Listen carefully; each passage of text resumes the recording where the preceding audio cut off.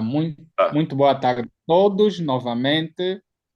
Para aqueles que entram agora, chamo Wilson de Almeida Adão. Tenho a honra de fazer a moderação da aula do professor Baxilar Gouveia. O professor Baxilar Gouveia é professor catedrático da Faculdade de Direito da Universidade Nova de Lisboa. Ele é licenciado na especialidade jurídico-política pela Faculdade de Direito da Universidade de Lisboa, em 1989. É mestre pela mesma instituição em 1993 e doutorou-se em Direito, na especialidade de Direito Público, na Universidade Nova de Lisboa, em 1999.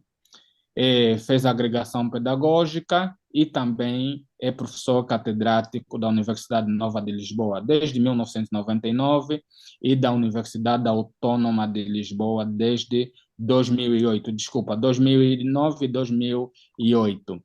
Preside o Instituto de Direito e Segurança, é presidente do Observatório de Segurança e Criminalidade Organizada, é advogado, jurisconsulto, árbitro nacional e internacional, é especialista em direito internacional de investimento, direito internacional econômico e também é árbitro do Centro de Arbitragem Administrativa. É autor de mais de 300 publicações, muitas das quais, a nível da Academia Angolana, nós estudamos regularmente. E, como mencionei, temos aqui o Manual de Direito Internacional Público do professor Bacelar Gouveia. E, como nós vemos, o currículo do professor é muito extenso, resumido, já dá quase que já 10 está, páginas, já está mas, bom. no entanto, vamos ouvir o professor Bacelar Gouveia na qualidade de professor catedrático e com muita inclinação por direito internacional sobre o tema que foi proposto pelo Departamento de Pesquisa e Investigação do Centro de Direitos Humanos e Cidadania. Queria, na qualidade de diretor dessa instituição, saudar o departamento por mais essa iniciativa e fazer votos que continuem afincadamente a trabalhar para melhorar a qualidade da academia angolana. De seguida, damos a palavra ao professor Bacelar Gouveia para nos falar de direito internacional. Muito obrigado a todos e boa preleção. Professor Bacelar, muito obrigado. Tem a palavra. Sim. Muito obrigado, muito boa tarde a todo o auditório que me está a ouvir. Vejo que os alunos vão e as alunas vão entrando e vamos ter aqui uma tarde muitíssimo bem participada e espero que com proveito da vossa parte. Da minha parte, o proveito já antecipo que vai ser grande. E é com muito gosto que aceitei este convite para participar nestas tertúlias, nestes diálogos sobre o internacional e, neste caso, com o tema a caminho de um direito internacional constitucional, portanto, neste dia 9 de agosto de 2023. Agradeço o convite da Universidade Católica de Angola, em particular do Centro de Direitos Humanos e Cidadania e também a generosa apresentação feita pelo professor Wilson Almeida Adão, diretor desse centro de investigação. Também permitam-me saudar o professor João Francisco e também muito particularmente, ela não nos está a ouvir, mas fica a saudação na sua pessoa também para toda a comunidade, a senhora reitora da Universidade Católica de Angola, que eu conheço. Aliás, tenho estado em contato com estas várias instituições universitárias que em Angola pertencem à Igreja Católica.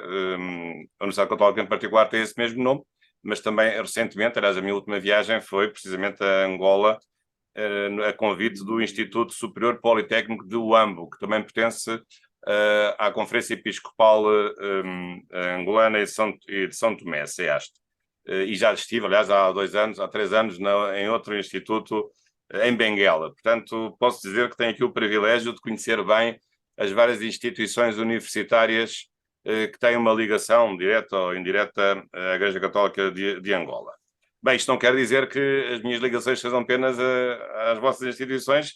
Sabem que começou a minha ligação profunda com a Faculdade de Direito da Universidade de Agostinho Neto, onde tenho sido professor visitante já há muitos anos, e sou lá, aliás, coordenador do mestrado em Direito Fiscal e até há pouco tempo no doutoramento conjunto, que depois foi descontinuado por razões, a meu ver, erradas, mas isso agora já não me diz respeito.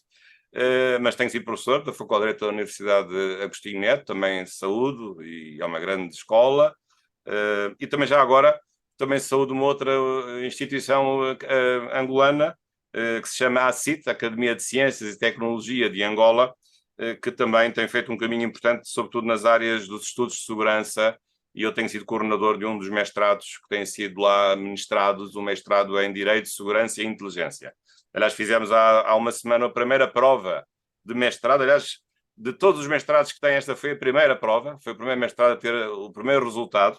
Portanto, a prova de mestrado em Direito, Segurança e Inteligência. Haverá outras provas em breve e depois julgo que também a ideia de se criar um doutoramento nestas áreas. Portanto, não me leve mal esta pequena autopublicidade, mas só para vos enquadrar que realmente aqui estou com muito gosto e sempre colaborei com outras iniciativas da Universidade Católica, assim como também tenho feito com outras instituições e não apenas estas, outras também.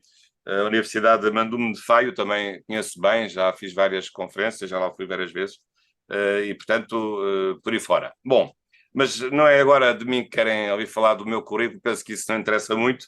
O que interessa é ter este convite, que muito me agradou, que aceitei imediatamente, saudar também todos os estudantes e, sobretudo, aqui salientar a importância também da especialização do conhecimento.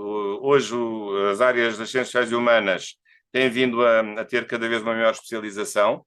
No direito, talvez a área mais refratária a essa especialização, mas também saúde em especial a criação deste centro de investigação específico em matéria de direitos humanos e cidadania. Porque hoje o direito é de tal maneira vasto e de tal maneira complexo que só através da especialização é que ele pode ser realmente útil.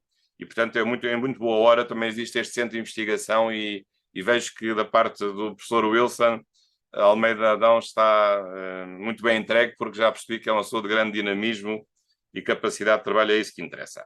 Bom, o tema que é aqui proposto é um tema assim um pouco, digamos assim, provocatório, ou talvez revolucionário, porque é um tema que aparentemente provoca um paradoxo ou uma contradição. Perguntar se há um direito internacional constitucional.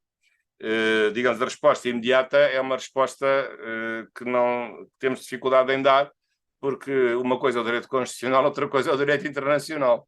Não vamos misturar alhos como galhos, porque senão então estaríamos a pôr em causa os conhecimentos adquiridos na disciplina de introdução ao direito e estaríamos sobretudo a pôr em causa a verdade que nos foi revelada por esses professores de introdução ao direito, quando nos disseram que o direito constitucional era um setor jurídico do direito estadual e o direito internacional era um direito fora do Estado, um direito supraestadual da comunidade internacional que não tem nada a ver com o direito constitucional. Ora bem, isso já não é bem assim hoje, mas mais do que isso, quando aqui refiro a ideia de haver um direito internacional constitucional, não é tanto no sentido de haver uma fusão do direito internacional com o direito constitucional em termos clássicos, que é o direito do Estado que está na Constituição, mas é sobretudo a ideia da chamada constitucionalização do direito internacional. O que é que se quer dizer? Quer dizer que nós hoje, graças ao desenvolvimento e da maior intervenção dos atores internacionais, devido a várias circunstâncias, nós hoje temos um direito internacional que é muitíssimo mais numeroso nas suas normas e com muito mais temas do que tinha há 30, ou há 50, ou há 70 anos. Aliás, basta comparar um manual de Direito Internacional Público de há 50 anos, são 200 páginas. Hoje, o manual geral tem pelo menos 600 ou 700. Já agora, no meu caso, aliás, recebi até agora hoje a reimpressão deste manual, isto tem pelo menos 800 páginas. E é só um manual geral, porque não é um manual de direitos humanos, não é um manual de direito do mar, não é um manual de direito internacional penal ou de direito internacional humanitário.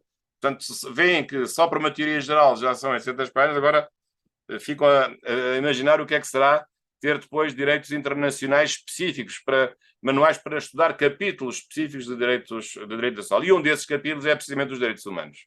É talvez aquele mais pujante, aquele que nos diz mais e que tem mais a ver com as nossas vidas. Mas, portanto, isto então quer dizer que Hoje o direito internacional público tem vindo a expandir-se. Aliás, ele tem conexão com quase todas as áreas da vida humana.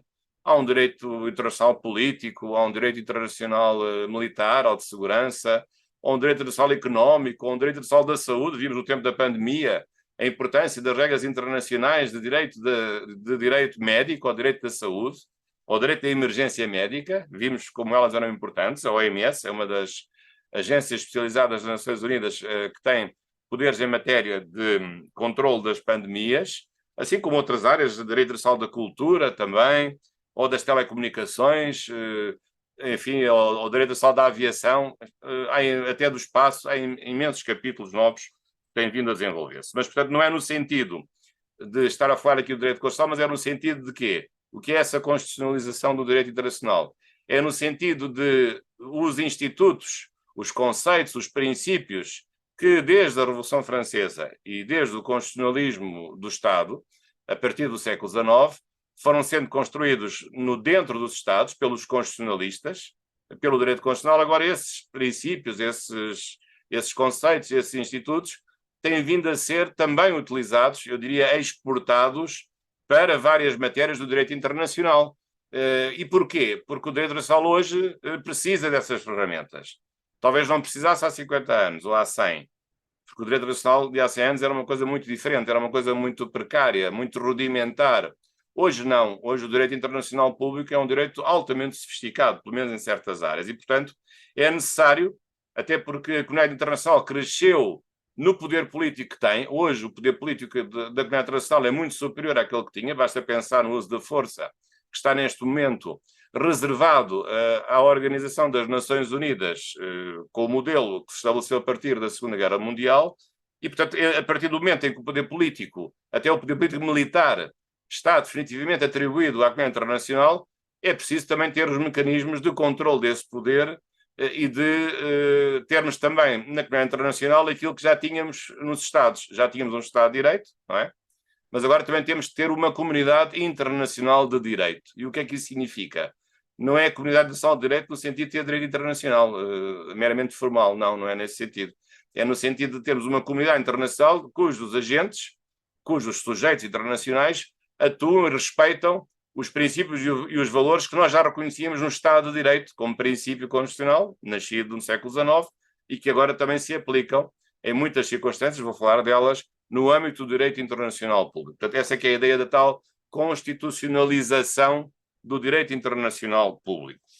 Bom, mas quais são talvez as duas circunstâncias que levam a que hoje devamos olhar para o direito internacional público de uma forma muito diferente daquela que ele, modo como ele se apresentava há umas décadas?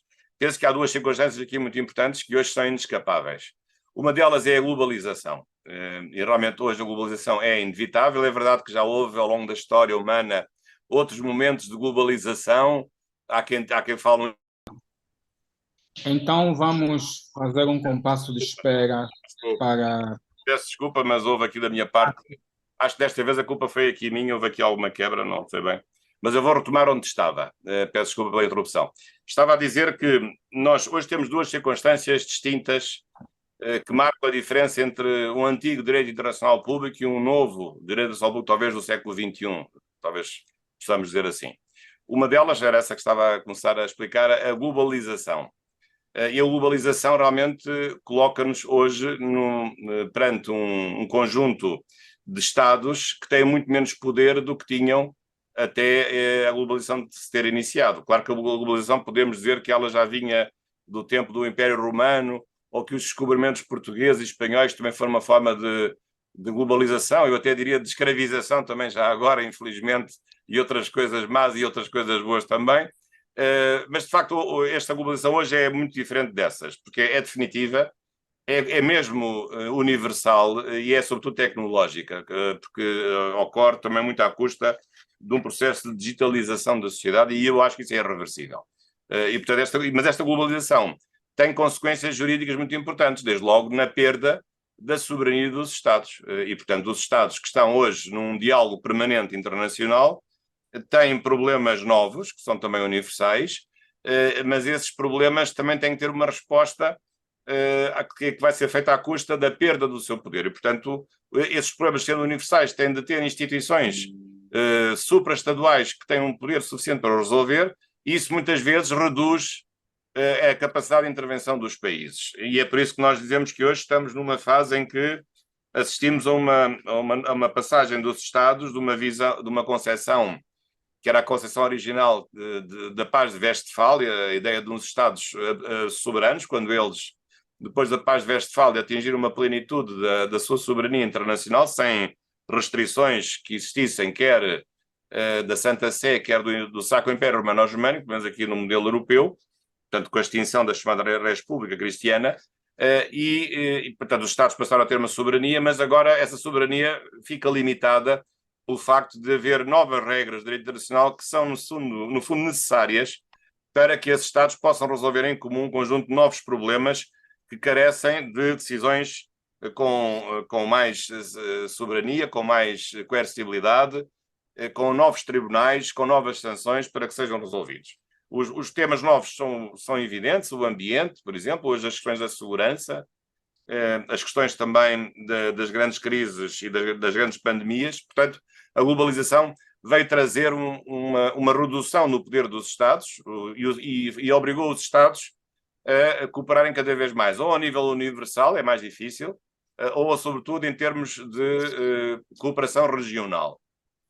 Para aliás, já há pouco, antes de começarmos, estamos a falar da cooperação africana, mas em cada continente, no caso europeu, onde essa cooperação foi mais longe, através do aperfeiçoamento daquilo que é hoje a União Europeia. Mas, portanto, isto significa que a concepção antiga de Estado soberano, de Estado todo-poderoso, que não aceitava vinculações internacionais ou externas por regras jurídicas, que era a visão do século XIX, em que o direito internacional era um direito meramente arbitral, essa concepção hoje está ultrapassada. E o direito internacional hoje, de facto, é um direito que se impõe e que comprime a própria soberania dos Estados. Por outro lado, hoje também há circunstâncias muito importantes em matéria de segurança humana. As questões ligadas à security já são muito evidentes. O 11 de setembro de 2001, a África, ainda por cima, é o continente que tem sido mais fustigado por fenómenos terroristas, sabemos disso. Infelizmente, um dos países lusófonos tem sido a prova disso, o caso de Moçambique. E claro que aquilo que se fala mais é quando os atentados são nos Estados Unidos ou na Europa, mas é a África que tem sido a principal vítima. Aliás, e vítima também neste momento da expansão do próprio jihadismo. Aliás, ainda ontem estava a ser uma conferência do professor Jamal Alanes que explicou isso muito bem. Portanto, as questões da segurança, quer contra o terrorismo, quer contra a cibercriminalidade, são questões que estão na ordem do dia. Mas também já agora as questões relacionadas com a luta contra as alterações climáticas, a pandemia da Covid-19 veio mostrar uma nova realidade surpreendente, a questão das emergências, dos fogos contínuos, os tsunamis, os terremotos, tudo isso são questões novas que obrigam também a uma resposta agora ao mais alto nível do direito internacional público. E, portanto, penso que essa é que é a questão que também se coloca e que faz mudar um conjunto de mecanismos e de regras para fazer aperfeiçoar o próprio direito internacional público para permitir uma resposta adequada a uma globalização e a uma comunidade internacional de risco que também, afinal, surgiu neste contexto. Para lembrar os dois famosos livros de um senhor já falecido, Ulrich Beck, que primeiro escreveu um livro sobre o estado de risco e depois, mais tarde, a comunidade internacional de risco, explicando precisamente como as políticas públicas e o direito mudavam a sua perspectiva em função de uma nova realidade de risco que antes não era conhecida e em que a ciência podia explicar todos esses problemas que a própria sociedade ia enfrentar. Bom, ora bem, agora, o que é que isto tem a ver com o direito internacional constitucional? Bom, em que medida é que isto pode levar a essa ideia do direito internacional constitucional? É que, precisamente, quer a globalização, quer a sociedade internacional de risco, quer a própria digitalização, aliás, hoje há muitas regras internacionais sobre, por exemplo, fluxos na internet, transmissões por satélite, utilização de equipamentos, etc. Isso leva a que, precisamente, hoje não há praticamente nenhum ramo do direito, ao nível dos Estados, que não tenha também uma dimensão internacional, que não tenha normas criadas ou por tratados internacionais, ou por resoluções das Nações Unidas, ou por resoluções da União Africana, portanto, até tribunais. Tudo isso hoje é uma realidade, eu diria, omnipresente em todos os países que têm contactos internacionais. Então, quais são esses vários indícios dessa constitucionalização do direito internacional? E não falando agora muito da experiência portuguesa e europeia, que é de facto do avanço bastante significativo que tem sido feito no âmbito do direito da União Europeia. Mas há de facto aqui sinais importantes e indícios do caráter, digamos, constitucional do próprio direito internacional, ou de partes do próprio direito internacional. Quais são esses indícios? E, portanto, não tarda nada, aliás, já tem aparecido, que surjam livros a falar do chamado direito internacional constitucional. Eu já vi livros, e acho que vi até um artigo ou outro, usando essa terminologia, não direito constitucional internacional, mas ao contrário, direito internacional constitucional. São duas coisas diferentes.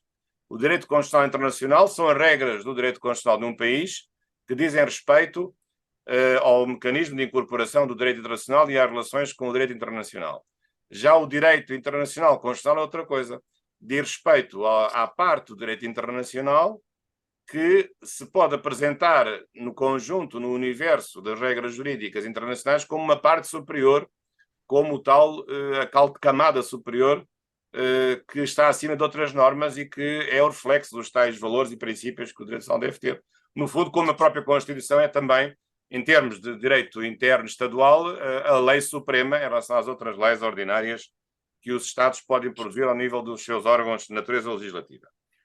Bom, mas isto então quer dizer que se a comunidade internacional tem este poder todo, este poder não pode estar à solta, ou este poder não pode ser visto de uma forma desregulada, mas pelo contrário, para evitar o quê? Para evitar o abuso do poder, para evitar o exercício de um poder arbitrário, é preciso que o poder político que a comunidade internacional exerce, de antes de uma forma muito dispersa através de cada um dos países, hoje em certas partes, muito concentradamente através de organizações internacionais, o caso das Nações Unidas, ou o caso de certas instituições, o caso do Tribunal Penal Internacional, por exemplo, que é uma instituição poderosa do ponto de vista do Poder Judicial, é necessário dotar o direito internacional público de certos mecanismos para garantir que haja um Estado de Direito também na comunidade internacional. Eu diria, então, nesse caso, obviamente, uma comunidade internacional de direito. Quais são essas várias matérias? Uma delas, que eu acho que é muito importante, é a ideia da separação dos poderes, que é necessário garantir nas organizações internacionais. E, portanto, quem legisla não pode ser ao mesmo tempo juiz daquilo que legisla. E, portanto, hoje vemos não só, por um lado, a multiplicação dos tribunais internacionais, aliás, numa onda crescente de judicialização do próprio direito internacional, mas, sobretudo, vemos que as decisões tomadas pelos órgãos legislativos internacionais são decisões que são sindicadas e são controladas ou controláveis pelos próprios tribunais. Isto ao nível das normas produzidas no plano de direito internacional, assim como também pode haver tribunais internacionais que venham fiscalizar atos praticados pelos próprios Estados.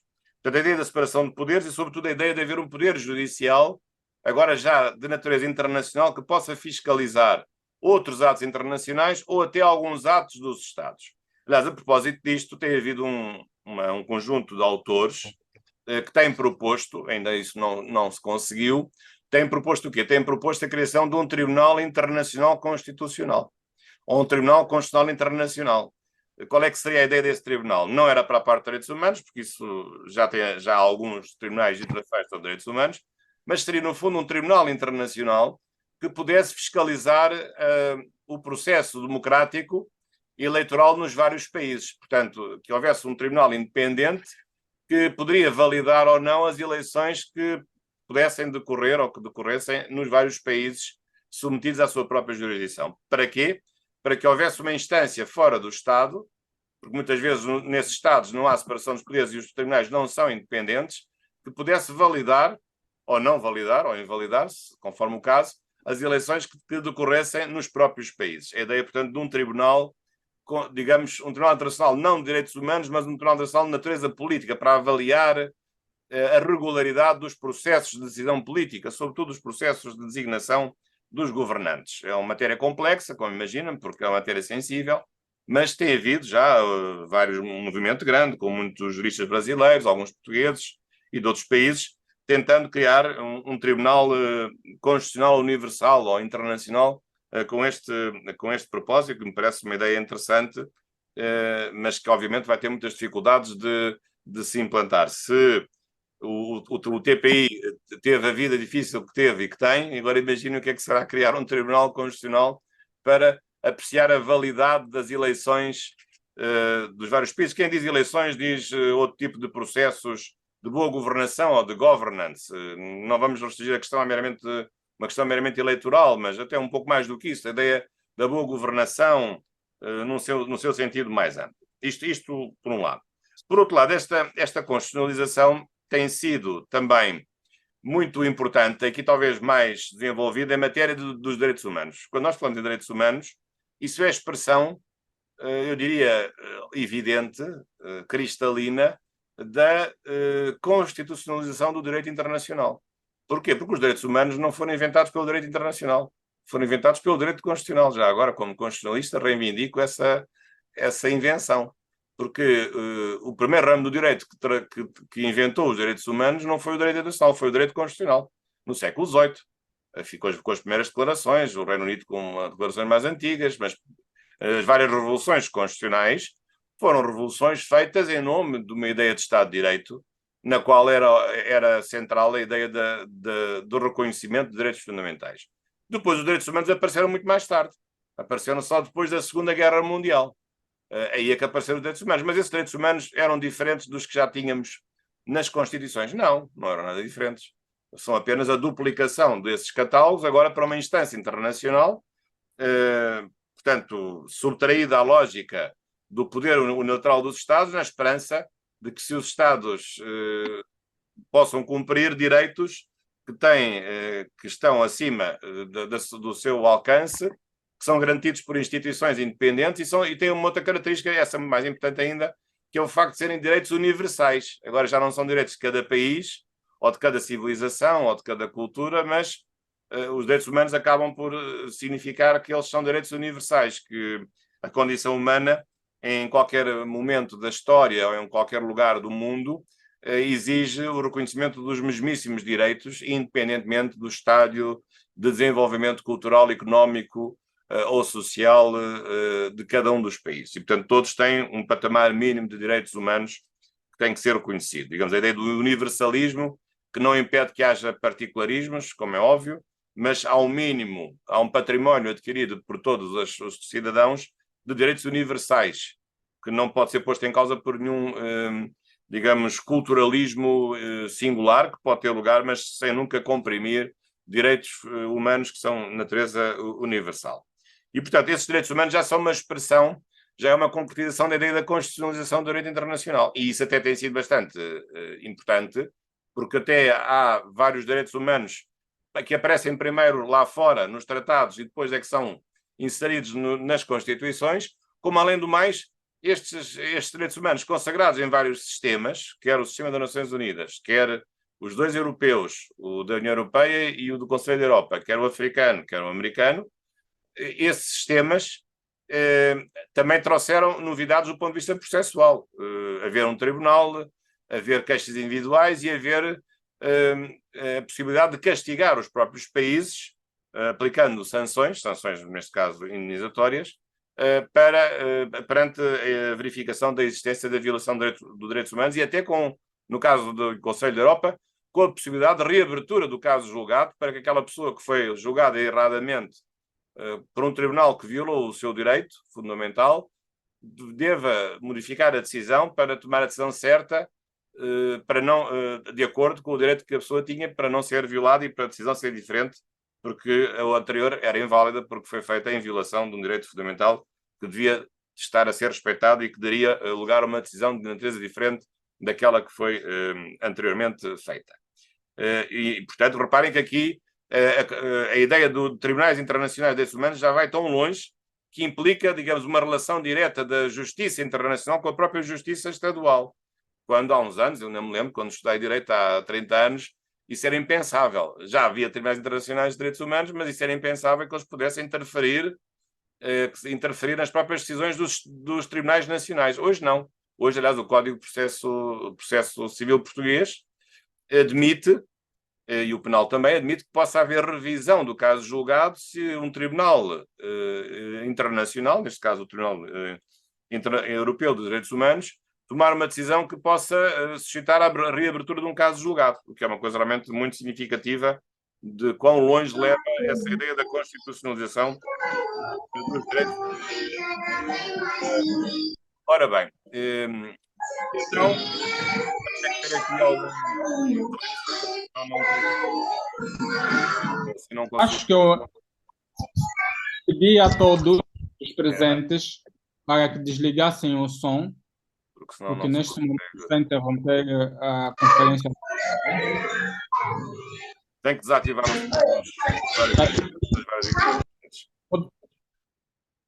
Sim, professor. Já?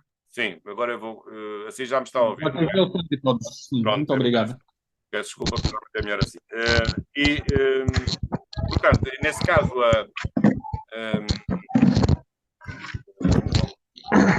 aqui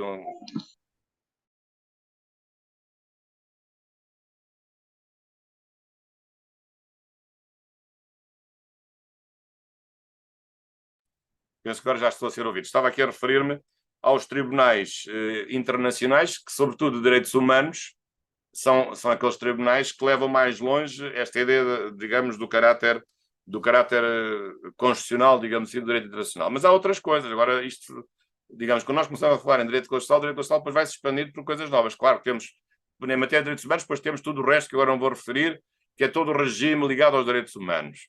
O princípio da aplicabilidade direta, depois os vários controles que há, os mecanismos de tutela, isso, e depois os direitos humanos em especial, que são muitos. Agora não vou falar sobre isso, mas há outras coisas que o direito constitucional também pode trazer. Por exemplo, a questão do princípio da igualdade, o princípio da proporcionalidade, também são coisas que nós falamos cada vez mais no âmbito do direito internacional. Portanto, nós, a certa altura, e é por isso que muitos constitucionalistas, tendo começado por ser constitucionalistas, e é um pouco o meu caso, também acabaram por passar a estudar também o direito internacional público. Porquê?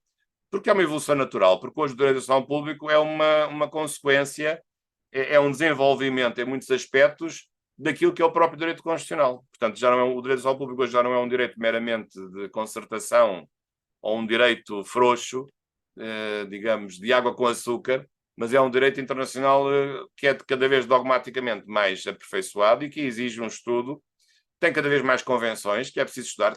Há um direito internacional público positivo, que não é uma conversa de café, nem é uma conversa política, é um direito internacional que está assente em convenções, enfim, que não são ratificados por todos os países, mas são textos de direito positivo, que têm depois regras próprias de metodologia da sua análise, da sua interpretação e da sua própria aplicação. Agora, um último ponto também que eu ainda queria aqui referir. Portanto, estou aqui a desenvolver a ideia do direito, da constitucionalização do direito internacional público através da transferência ou da aplicação para aqueles que estudam o direito internacional de mecanismos que já vêm do direito constitucional. Direitos humanos, separação dos poderes, a independência do poder judicial, até que ponto pode haver um poder judicial independente na esfera internacional, como é que esses juízes podem ser escolhidos, quais são as garantias de independência que eles devem dar. Mas há mais dois aspectos que eu quero referir. Um deles é a questão da cidadania universal. Há muitos autores que dizem que o direito internacional público ainda não é bem um direito constitucional, ou ainda falta uma dimensão importante para a sua constitucionalização, porque não há uma cidadania universal. Ou seja, nós não podemos votar, nós, os cidadãos dos países, ou seja, agora 8 bilhões, digamos assim, enfim, não seriam todos, não têm todos maioridade, mas nós, os 8 bilhões, 8 mil milhões de cidadãos, de seres humanos, não podem votar as leis na Assembleia Geral das Nações Unidas. Ou não há um referendo universal para podermos votar as principais decisões que dizem respeito à humanidade. De facto, é verdade, não há bem não há uma cidadania universal política nesse sentido. Claro que já há uma certa cidadania internacional porque as pessoas físicas e algumas coletivas são titulares de direitos humanos. Portanto, somos sujeitos ativos do direito internacional. Em muitos direitos humanos importantes. Não são apenas direitos de segunda categoria, são direitos de primeira categoria, de primeira água. Mas falta ainda, no fundo, se temos esses direitos, há uma parte que falta, que é, no fundo, um governo democrático universal. E esse governo democrático universal tem que passar a filtragem dos Estados, porque se esse governo democrático universal é só feito pelos Estados, já sabemos que não há nenhum governo democrático universal. Porque, embora os Estados sejam todos iguais na votação na Assembleia Geral das Nações Unidas, não no Conselho de Segurança, que isso é outra coisa, mas para já o Conselho de Segurança que tem mais poderes do que tem a Assembleia Geral, e depois sabemos que a Assembleia Geral não tem poderes vinculativos, e sabemos também que, na prática, é o poder económico que prevalece sobre o poder político. E, portanto, temos que arranjar mecanismos de garantir uma igualdade de participação política dos cidadãos em termos universais. Isto é, na verdade, uma utopia, no imediato considero que é uma utopia, mas acredito que, assim como nos nossos países, em democracia, podemos escolher os nossos governantes ou podemos votar as nossas leis através de referendos, referendos sobre as leis mais importantes, também um dia vamos poder escolher os nossos dirigentes nas principais instituições internacionais, que será nas Nações Unidas, provavelmente, como também podemos votar as principais opções que venham a ser tomadas no âmbito do direito mundial, no âmbito do tal direito internacional universal. Agora, neste momento, há algum critério que diga aos países e até aos seus direitos constitucionais que o direito internacional, tal como ele existe, não ainda com esta utopia, pode prevalecer sobre os direitos nacionais? Porque aqui agora temos, e eu em particular como constitucionalista, como internacionalista, temos aqui agora dois espíritos que entram em contradição, num diálogo contraditório, que é, por um lado, afirmamos o primado da Constituição, mas, por outro lado, a verdade é que hoje o direito internacional público afirma-se como sendo um direito superior ao próprio direito constitucional dos países. E isso onde é que está explicado? Bem, está explicado de duas maneiras. Primeiro, em matéria de direitos humanos, qualquer convenção sobre direitos humanos, senão não seria convenção nenhuma, nem teria qualquer operatividade, quando é ratificada, reivindica-se de ser uma convenção superior aos próprios direitos dos Estados, em matéria de direitos humanos. Em matéria, por exemplo, de direito internacional penal, o Estatuto de Roma, que criou o direito internacional penal, vem dizer que prevalece sobre os próprios países. Até pode deitar abaixo decisões penais tomadas pelos próprios países. Portanto, desse ponto de vista, de facto, o TPI assume-se como sendo um direito superior aos direitos nacionais. Aliás, até no TPI, além do mais, se diz que não prevalecem as regras constitucionais dos Estados-membros. Eu, realmente assim não consigo. Realmente está aqui um barulho. O Carlos Calongo, eu pedi para desligar o microfone, se faz favor, ao Luís Januário. E, portanto, o Tribunal Penal Internacional, de facto, não tem em si regras que pressupõem a sua superioridade em relação aos direitos nacionais, quer em matéria, por exemplo, de não reconhecer as imunidades constitucionais, quer em matéria de poder desconsiderar decisões penais que sejam tomadas pelos Estados-membros em relação àquilo que o Tribunal Internacional Penal acha que é uma boa decisão e que às vezes tem que tomar, porque a decisão tomada pelos países foi uma decisão, digamos, de fantochada, digamos, uma decisão de opereta e não uma decisão justa em matéria de justiça penal internacional. E outra coisa muito importante, por exemplo, em matéria do direito dos tratados, que nós estamos muito chamar de direito dos tratados, em que nós temos hoje uma convenção muito importante, que é a Convenção de Viena sobre o Direito dos Tratados entre Estados, de 1969. Essa Convenção de Viena, que costuma estudar muito na parte dos tratados, que é uma convenção importante e complexa. Essa Convenção de Viena vem dizer, a certa altura, que aquilo que ela estabelece em matéria de elaboração dos tratados é superior ao próprio direito dos Estados. São dois artigos que funcionam como, digamos, contraponto um do outro. Um é o artigo 46, que abre uma exceção, mas o artigo...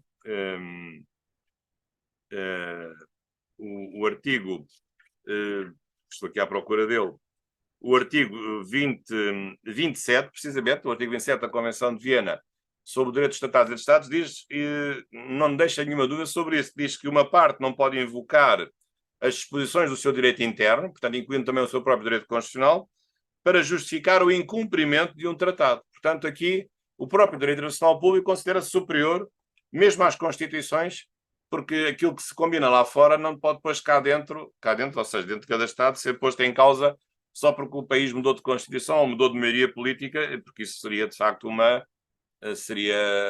digamos, uma fraude do ponto de vista do consentimento que deu, que não pode mudar a seu belo prazer em função das circunstâncias políticas que agora lhe sejam mais favoráveis para não cumprir as obrigações, enquanto os outros países têm que cumprir essas mesmas obrigações.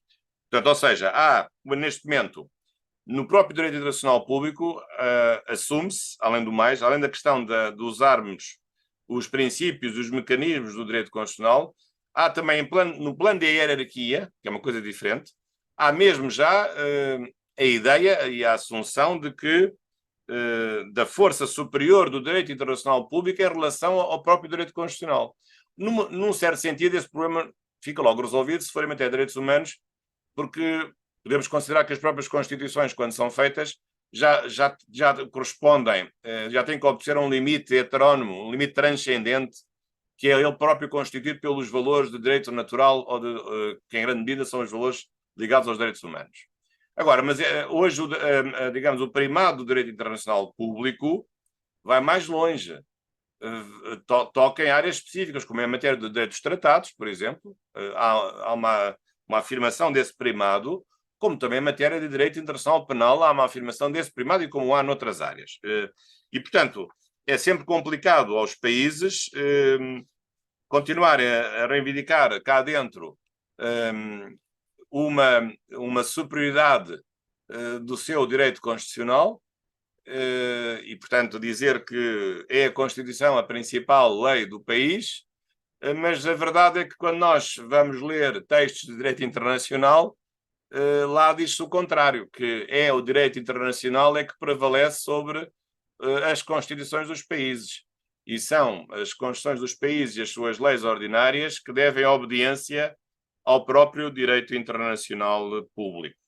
Houve aqui um comentário de uma ouvinte dizer que falo muito depressa, tem razão, e quando estou nervoso e com falta de tempo então ainda é pior. Mas vou tentar falar mais devagar. Mas, portanto, há aqui uma série de, digamos, neste momento, de situações que não estão resolvidas, em que nós temos uma atração e temos a construção de um direito internacional que é constitucional, que é feito com os valores constitucionais. Muitos autores hoje falam já numa comunidade internacional de direito, copiando a palavra Estado de Direito, agora aplicando à comunidade internacional de direito, mas para isso é preciso que lá, nessa comunidade internacional de direito, existam as mesmas regras e os mesmos princípios que há no Estado de Direito, porque senão não é nenhuma comunidade internacional de direito. Aquilo é um direito muito torto.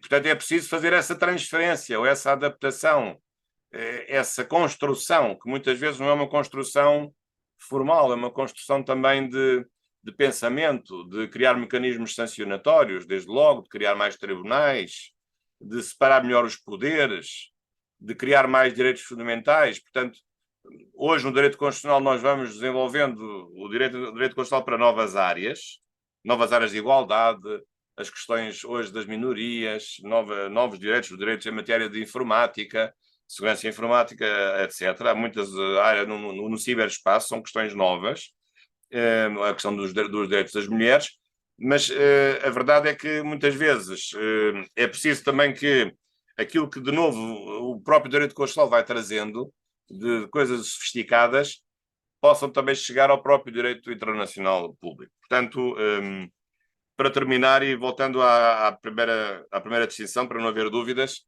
uma coisa é o direito constitucional internacional, que é estudarmos as normas que há na Constituição Portuguesa ou na Constituição Angolana sobre o direito internacional.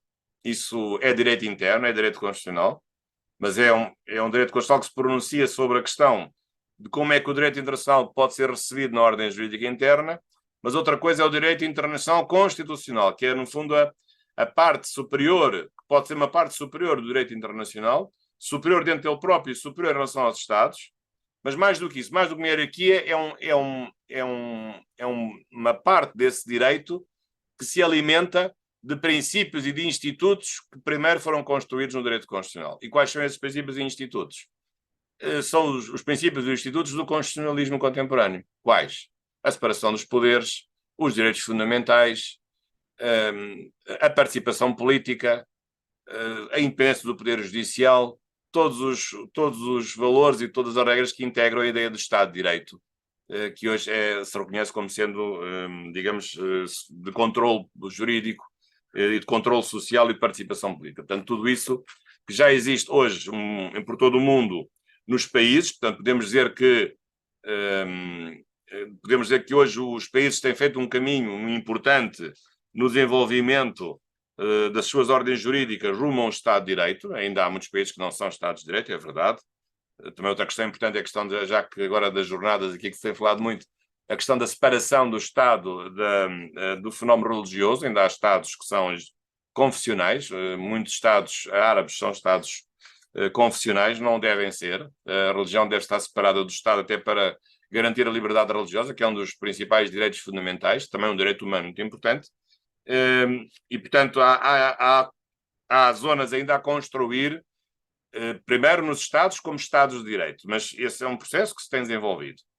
Agora é preciso transferir essas conquistas também para o próprio direito internacional, e nós chegarmos ao direito internacional com alma e com cérebro de constitucionalistas, e fazermos do direito internacional aquilo que já fazíamos antes no direito constitucional, que é verificar se as normas inferiores respeitam as superiores, se há o respeito pelos direitos humanos, se há separação de poderes, o poder judicial que vai fiscalizar os atos do poder executivo, das organizações internacionais, saber se há sanções para o incumprimento das normas, se há responsabilidade criminal internacional, se há responsabilidade civil internacional, se houver a violação de direitos humanos, se depois os Estados podem reverter as decisões de acordo com as decisões tomadas pelos tribunais internacionais. Portanto, todo um caminho que tem sido desenvolvido, tem-se falado, mas que em grande medida tem sido difícil, porque os países ainda têm muitas vezes obstruído esse caminho com reivindicações no âmbito da sua soberania. E, portanto, aqui a soberania dos Estados pode ser um obstáculo, na verdade, à implantação de um direito internacional mais forte, que seja alimentado pelos valores e pelos princípios que o próprio constitucionalismo trouxe a partir do século XVIII.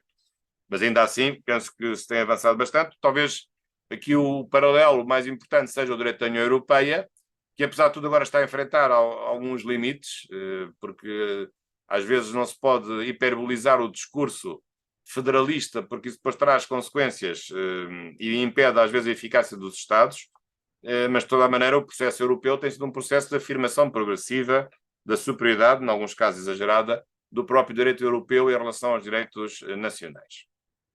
Bom, e era isto então que eu queria aqui deixar. Julgo que já basta aqui da minha primeira intervenção, e estou à vossa disposição agora para podermos conversar e responder às perguntas que entendam por bem fazer. Eu sei que há aqui umas quantas perguntas que eu só agora que abri aqui o chat. Eu sei que há aqui muitas perguntas que estão aqui a falar, mas eu talvez pedisse para reformular as perguntas ou talvez o moderador poder, digamos, moderar melhor aqui as perguntas. Muito obrigado então pela vossa atenção. Antes de mais, muito boa noite a todos.